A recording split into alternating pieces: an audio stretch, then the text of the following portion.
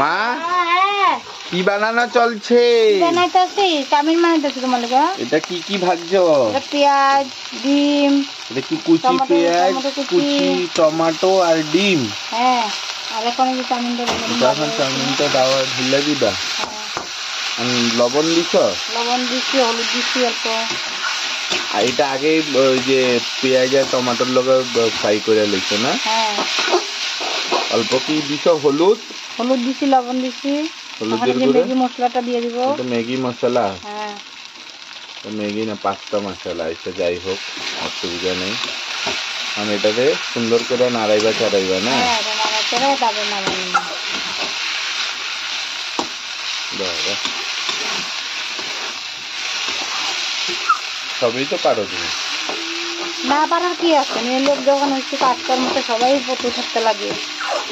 ঠিক আছে।